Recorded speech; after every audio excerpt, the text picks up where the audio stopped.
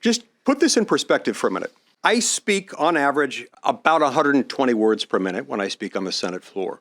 I don't know whether that's something to be proud of or not. I don't know how that stacks up to others, but that's the rate at which I typically speak on the Senate floor. At that pace, it would take me 5 straight days. And by days, I don't mean 8-hour work days or 10 or 12-hour work days. I mean 24-hour work days. 5 straight 24-hour periods consecutively, back to back, without so much as a bathroom break. And certainly no opportunity for sleeping. Nothing other than reading. It would take 5 straight consecutive days of continuous reading at that pace in order to get through this. The Bible is a long book. It's 1,200 pages long. And so going through this, reading through this, which the Bible's actually interesting and full of stories that you can follow, much more interesting than this.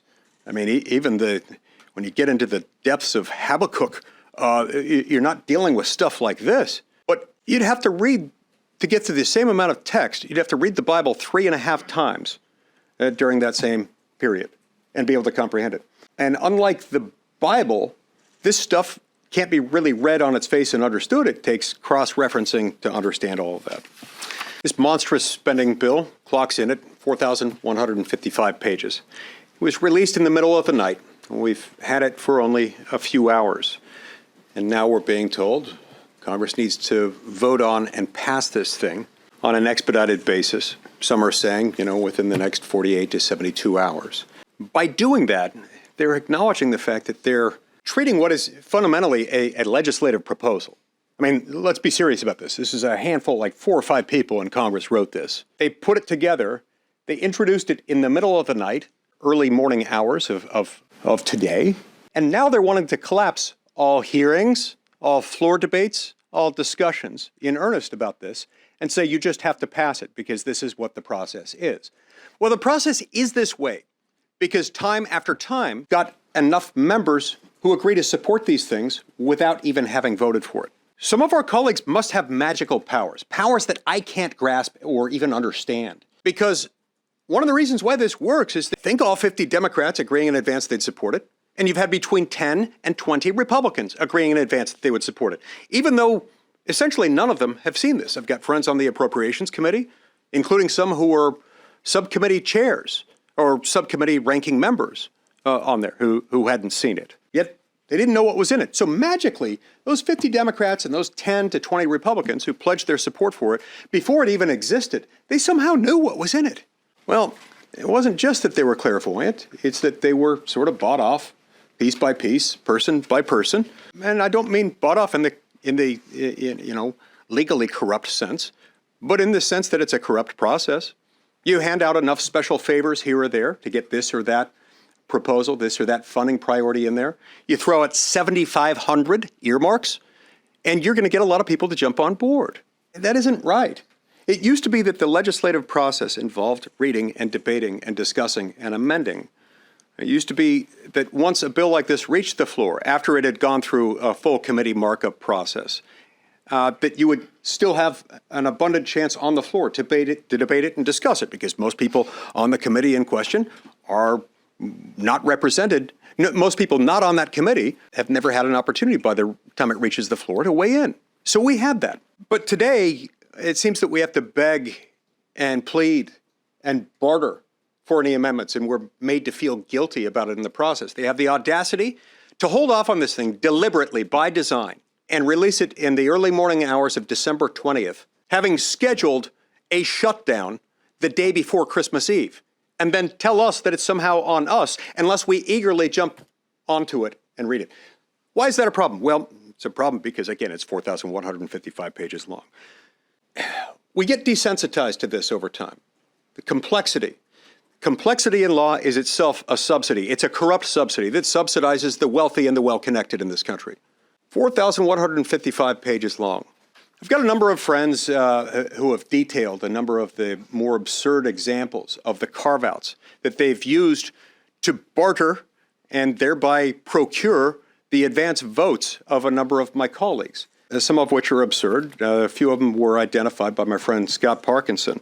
Curiously, there were a few members whose names appeared quite repeatedly and prominently in these. For example, you'll be very pleased to know that in this, we've got the federal building on 7th Street in San Francisco that's named for Speaker of the House Nancy Pelosi. Then you've got the our Senate Appropriations Committee Chair, Patrick Leahy. What was just the Lake Champlain Basin Program is now going to be the Patrick Leahy Lake Champlain Basin Program. And we're also stuffing an additional $35 million a year, each year, every year between now and 2027. I'm sure that's just a coincidence that he's the Approps Chair, and that's also on there. Oh, also, our colleague, Richard Shelby from Alabama. I guess there are still a few things in Alabama that have yet to be named after Richard Shelby. He's got some in there as well, including an FBI arsenal building down there. If you like presidential museums, you'll love this one, because we've got $6 million for the Ulysses S. Grant Museum. It needs an overhaul to the tune of $6 million. One of my favorites might be the $1.7 billion that goes to transportation structures and infrastructure developed specifically to combat climate change. That's in there too. Some Republicans are trying to call it a big win. I'm sorry, I have a hard time calling that a big win. When you unite all 50 Democrats, sharply divide Republicans, getting, I don't know, probably 10 to 20 votes to support this, I don't understand how that's a big win for Republicans, especially right after we've just had an election and control of the House has now shifted from Democrats to Republicans. I don't understand that math. I don't understand that logic, but it's not right. You know, there's something more to this. This isn't just about the balance of this fiscal year. It's that, and we're giving them way too much on that. But it's that this then becomes the norm. This resets the defaults, such that if, heaven forbid, we get to the end of this fiscal year and there is an agreement on a series of spending bills or one big one or whatever, we may, for a period of time, perhaps a long period of time, end up operating on the basis of a continuing resolution. Guess which levels this then extends? These higher levels. Ladies and gentlemen, this is why we're $31 trillion in debt, because of stuff like this. It's making the American people poorer. It's destabilizing our economy. It's making it so that the average Utah family now finds life unaffordable, having to shell out an additional $1,000 a month every single month for their basic monthly necessities. This is wrong. It's got to stop, but it will not stop until members of Congress, including U.S. senators elected as Republicans, committed to some semblance of fiscal conservatism, refuse to vote for bills that they have not read, that they do not understand, that are cobbled together and that impoverish the American people.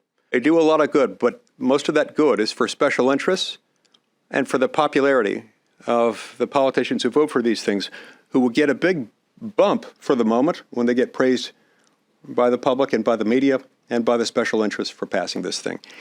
It needs to stop.